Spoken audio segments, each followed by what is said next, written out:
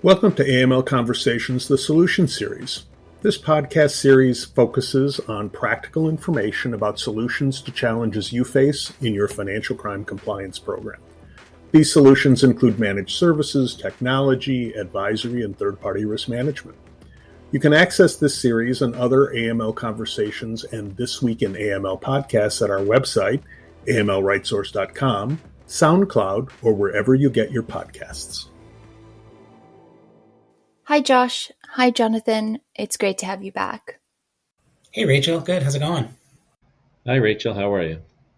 I'm good, thank you. Enjoying the somewhat warmer weather in the UK at the moment. In our previous episode, we covered what tuning and optimization is and some of the benefits of this exercise. We started to talk about tuning and optimization from a transaction monitoring perspective and promised to pick up again on the data analysis piece. So, shall we begin where we left off?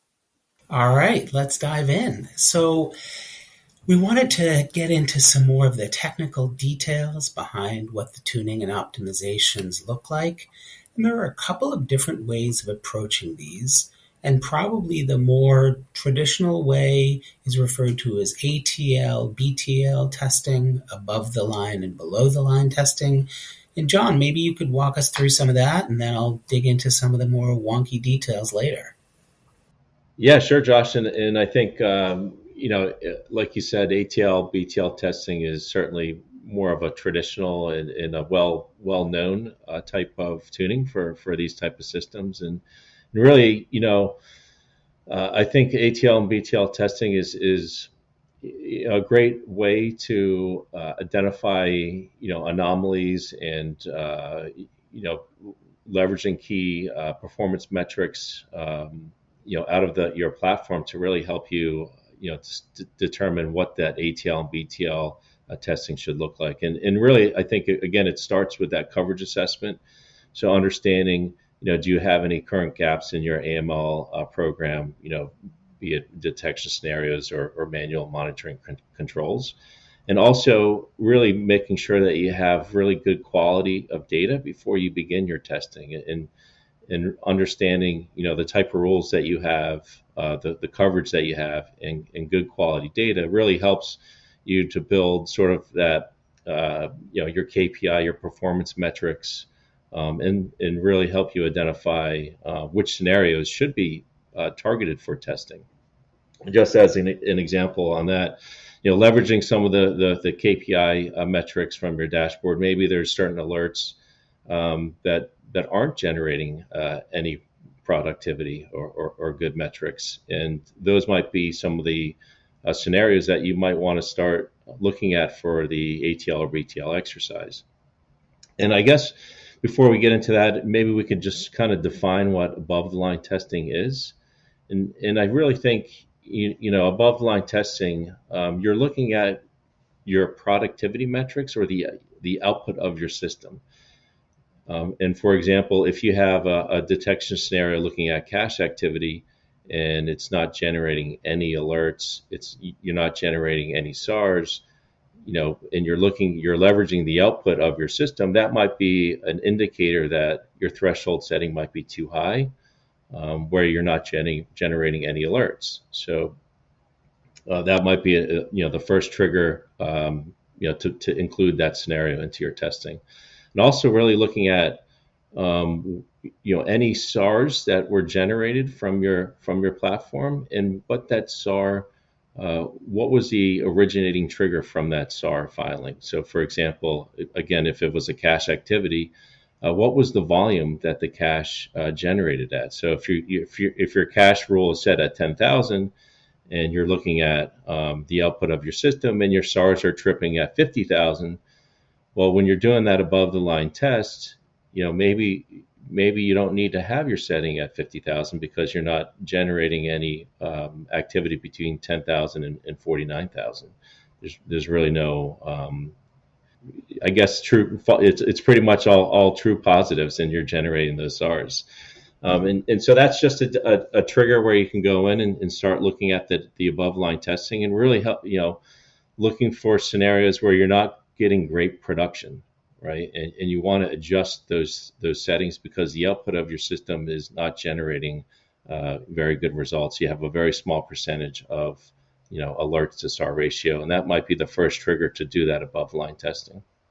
I think below the line testing obviously is a little different, but that kind of gets into more of looking at some of the data, and this is where you get into that data quality and making sure that you have great data going into your system, because you're going to want to generate some metrics, and really, I guess there's different metrics for different things. One is pre-production. And so if you're implementing a platform and you want to, you have new rules that you want to implement, a good way to do it is looking at, what's called low logistical values, or LLVs. So really understanding what the starting point is for determining those baseline thresholds. So if you build out some, your analytic platform and leveraging historical data from your customers, in coming to a point where you can identify what those LLVs are, or the lowest logistical value, that's a great place to start on a new system implementation to set your baselines, and then you could tune off of that.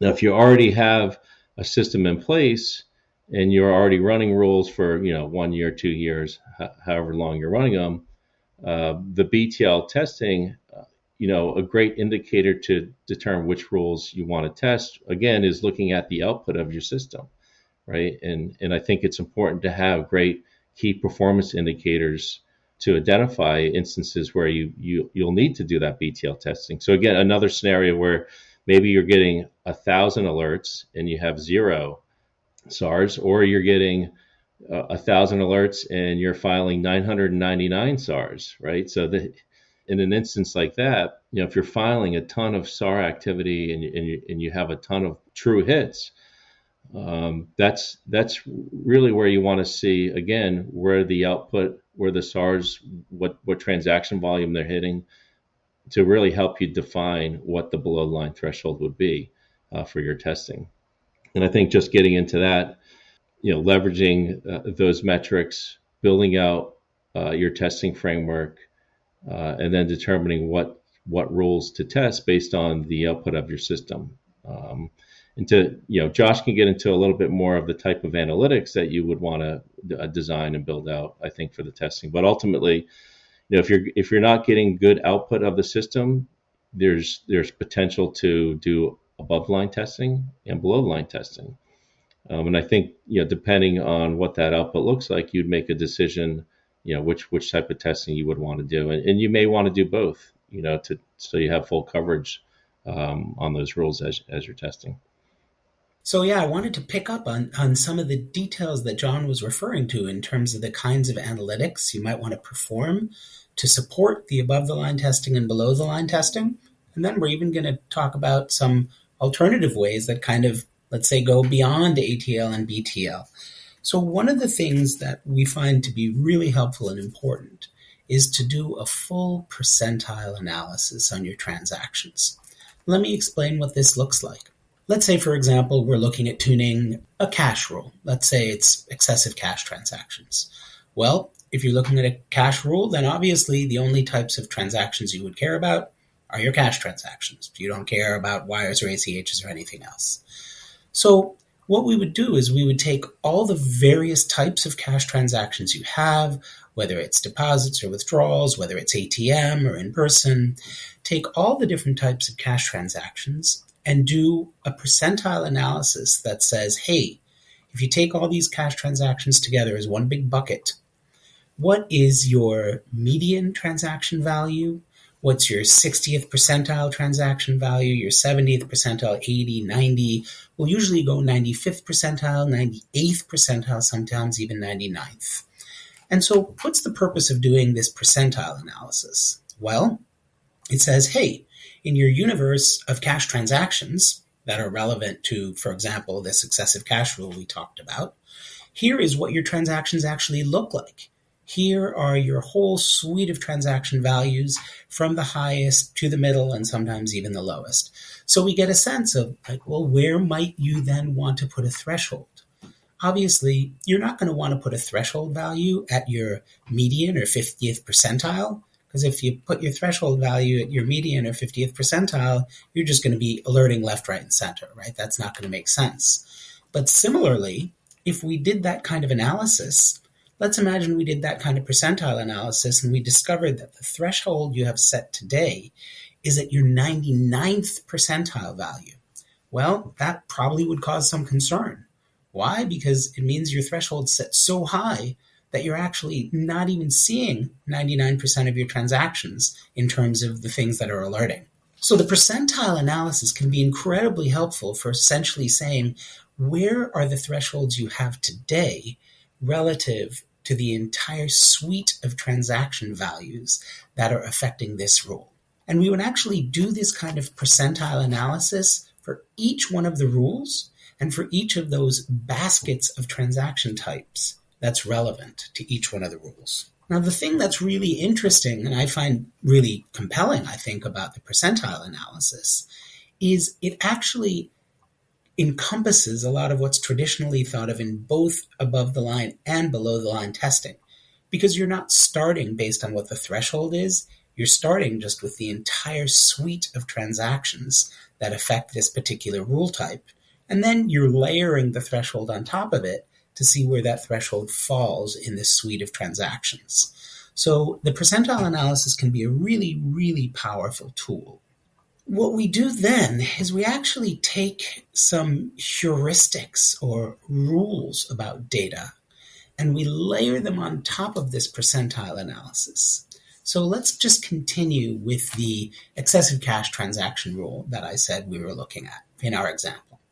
And let's imagine we were looking at this excessive cash transaction rule and we did our percentile analysis and we looked at all the different values of the cash transactions that are affecting this rule. Now let's imagine that we saw that your threshold was at I'll just make up a number, the 89th percentile value of your cash transactions. That's your current threshold. Is that good? Is that bad? Well, you can't really say, right? An 89th percentile threshold value could be perfectly reasonable. It could be fabulous. So we need some other indicators to tell us, like, well, is this the right level? Is this the wrong level? And that's where some of these heuristics and rules come in. And it also ties us back to what John was talking about in terms of our SARs and our SAR productivity. So once we've done this kind of percentile analysis, what we'd usually then look at as a next level is to say, hey, where are your SARs being filed? If your threshold is at the 89th percentile value, are you filing SARs way above that? Are you filing SARs right at that threshold? And that's where the rules come in. Let's imagine your threshold are at the 89th percentile value. And we looked at the SARs you're filing, and the SARs you're filing are right at that threshold level. Well, we have a rule we generally use, and it says if you're filing SARs that are within 10% of your threshold level, that probably means your threshold level needs to come down. We have another rule that says if you're filing SARs and all of your SARs are at least 20% above your threshold level, well, then maybe you can consider raising that threshold level a little. So we take the percentile analysis, layer on the threshold, layer on where the SARs are being filed, and then actually layer some heuristics or data rules on top of that to say, all right, how do we think about all this together in terms of understanding? Is your threshold now too high? Is your threshold now too low? And how might we adjust the threshold accordingly? So there's a lot of different pieces there, and a lot of it relates back to the sort of more standard ATL, BTL version of things that John was talking about. But what's interesting about the percentile analysis view of things is that it kind of accommodates both the ATL piece and the BTL piece in a slightly different way. So you're almost looking at ATL and BTL at the same time. John, what are your thoughts about that kind of percentile approach? I know it's a little different than the traditional ATL, BTL. Yeah, I think it's a really great approach. And just the one caveat I would have to say is, not all AML systems act the same way. And you want to make sure, especially when you're, determining what type of system you want, that they have the capability where the system is tracking, the original generation of that SAR that you filed. So, for example, you might receive SARs from, your teller or your front office at the branch where it's a referral coming in. So you want to make sure you're tracking that because it's not necessarily a detection scenario that generated that SAR. And also sometimes, when an alert is triggered and investigators are performing their investigation, they might file a SAR because of something else that they find, not necessarily that it was because of the alert. So making sure you have some controls in place in tracking to make sure that those you can identify the source of that SAR, I think really helps you get good quality data for when you build your percentile metrics, because you don't want to have things, referrals and things that aren't necessarily detection scenario driven as part of your metrics. That is such a great point, John, and I actually think it is one of the biggest challenges that we see when we're working with institutions on tuning and optimization is it's often really difficult for them to tell what was the cause of the SAR. And John, you gave some great examples just now. I'm going to add some more in as well, which is, let's imagine that a transaction fires against three different rules, right? The same transaction causes an alert against three different rules at the same time. So now you have three different rules in play, and let's imagine that transaction ends up resulting in a SAR being filed. Well, which one of those three rules was what triggered the SAR? Or did they all trigger the SAR because it was the combination of all of those alerts together that led to the SAR being filed? That's a really, really hard question to answer. It might even not be completely possible to answer it because the investigator might have considered all three of the rules together when they made the decision to file the SAR. So I'd love to hear your thoughts, John, and I'm going to throw something out there in terms of what I've seen sometimes in terms of how financial institutions handle this. Let's just use that example I just gave, right, where there's three rules and it results in a SAR being filed. How do you sort of assign that SAR? And one of the things I've frequently seen is that institutions will say, hey, if an alert was fired and a SAR was written off of that, then in that example, all three of those alerts would be considered as productive alerts because there's really no way of distinguishing between which one of the three alerts caused the SAR to be filed, so they all get considered productive. But I know there are other ways of dealing with that too. What are your thoughts, John? Yeah, I would just also, before I get into some other ways, is you could leverage that information as part of your tuning exercise. So if your team is able to track, a SAR was filed because of, it generated three alerts or one alert or two alerts, different types of alerts. If you're capturing information really on the number of detection scenarios that they were triggered, and if the investigator's doing the investigation, you can look for things like overlapping transactions. So if a customer's hitting 5 different types of alerts in 1 month, and the investigator's going in and saying, hey, you know what, the 4 of the scenarios that were generated, it's all the same transaction activity for all 4 of them.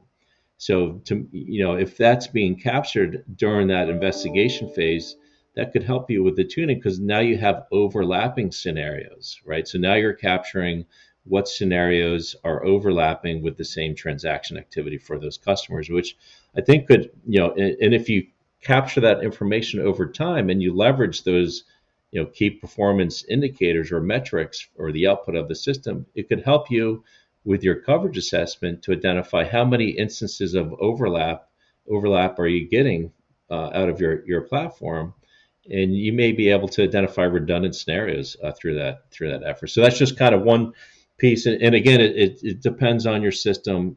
Some systems you have the ability to tag the scenario to the SAR, so you can easily track it and you can pull metrics from the platform.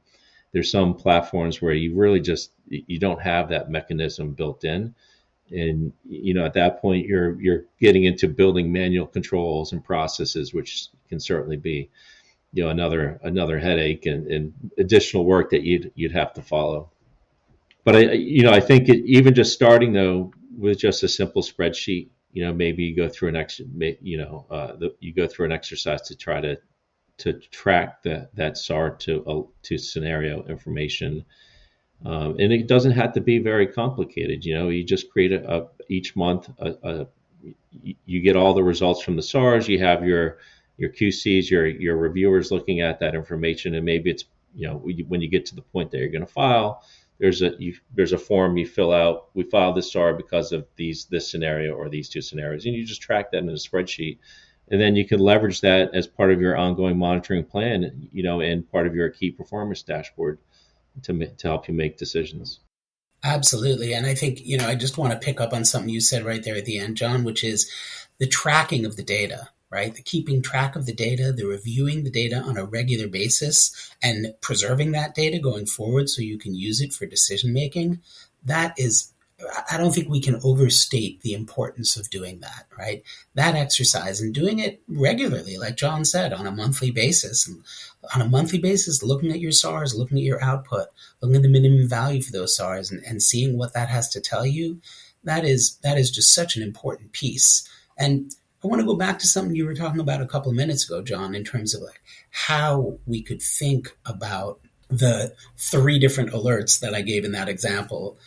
So what we'll do very often is exactly what John was saying. We'll essentially take all of the SARs that triggered in a given time period, and we'll look at all of the rule overlap. So sticking with that excessive cache rule that I was talking about in my example a few minutes ago, we'll say, hey, every time a SAR was created that involved an alert on an excessive cache rule, what other rules were also involved in that same SAR? And what we'll see very often, for example, and John was talking about this, we'll see really often that excessive cache rules and the SARs that involve excessive cache rules will overlap with your deviation rules for excessive cache. And sometimes they'll even overlap with your structuring rules that involve cache. So you can get this situation where, hey, if I'm seeing that every time I have a SAR with an excessive cache rule, there was also a deviation cache rule involved, well, like John said, that probably indicates that there's room for some tuning, and there's probably too much overlap between those 2 rules, because if they're always involved in the SARs together, you don't really necessarily need that. You can have one of them pick it up or the other pick it up. You don't need both of them to pick it up all the time. So these are great indicators for where there's tuning involved or where you might want to reduce some redundancy or where you might want to clean things up. And, one other thing I wanted to mention is just the importance of looking at your minimum SAR filed values, because your minimum SAR filed values tell you a lot. If the minimum SAR filed value is way above what your threshold is for that specific rule, that tells you something about the need to adjust it. And if your minimum SAR filed value is right at that threshold for that rule, that tells you something very different about what you need to be doing in terms of tuning. So really watching those minimum SAR filed values and where they are in relationship to your thresholds is a very important indicator of things. Yeah, and I'll just add, you may have detection scenarios that don't generate any SARs and don't generate any alerts, for example, and there could be a couple of reasons why you have detection scenarios that don't generate any activity. One, you may have the detection scenario for a coverage perspective. So maybe you have a human trafficking scenario or something like that looks at very, very specific activity. And when it does alert, they're usually pretty productive alerts that the investigators are reviewing. But there may be a couple of months where it doesn't alert, right? That might not be an indicator for you to tune it with BTL setting or with some type of BTL exercise, because it's a very targeted type of scenario, and you're looking, and it's the output when it does alert is very productive output. So just because of an alert is not generating anything doesn't mean that it's not working as intended, right? And I think a lot of folks just tend to say, hey, we got these 10 scenarios and they're not generating anything. Well, maybe the reason you have them in the first place is because you have customers, products, and services transacting in certain ways where you want to have coverage on that specific type of activity. just in case there is something that would generate from that rule. So it's basically for a coverage perspective. Yeah, it's a great point, right? Sometimes a rule is there to catch things that are really anomalous, that just don't happen much. And for that, twice or three times a year that it might happen, you want that rule in place to catch it. And, I think all of this that we've been talking about here, John, it gives a sense of the complexity of these activities, and I think it also gives a sense of the fact that there's an enormous amount of quote unquote science involved and data involved in these exercises. They're hugely driven by data, but there's also some art involved, right? In terms of exactly what you were talking about, realizing that just because you don't have any alerts on a specific rule doesn't mean the rule needs to be tuned or the rule shouldn't be there anymore. It could just be because that activity happens very infrequently. And to me, the complexity that we've been talking about, and even this mixture of sort of art and science, it gets back to one of the sort of fundamental points that Rachel had asked us about when we were talking about this podcast, which is like, hey, why do financial institutions find this so darn difficult? Right? Because they do. It takes up a huge amount of time and energy, and financial institutions see tuning and optimization as a real burden. And I hope and I think that this podcast has given some sense of why that is, because it's a complicated exercise. And I think it's also true to say there's no one right or wrong way of doing tuning and optimization. There are so many different considerations. There's sort of the art and the science of it. And that's part of the reason, too, why people bring in folks like AML RightSource to help, is just because we've done these tuning activities 100 times, many hundreds of times. And so that gives a really good sense of all the different things that you might want to consider when you're approaching an exercise like this. And that can help to make it a lot less painful for institutions. I just want to add also, I think, Josh, a couple good points that you made. One, so you're building all these analytics, you're really taking a deep dive into, the output of the system. But, in instances, I think where tuning can be very effective is when financial institutions have sort of a test or sandbox environment. So as we're building all of these metrics, we're doing all of our analysis, ultimately, you're not 100% sure what the results are going to look like until you actually run it through a test system, right? And that can be just a challenge in itself, because a lot of the AML platforms out there, while some do offer test systems, there's a cost to having that test sandbox, and there's a cost to having them, load the test sandbox up with all your production settings and your production data for you to do those tests.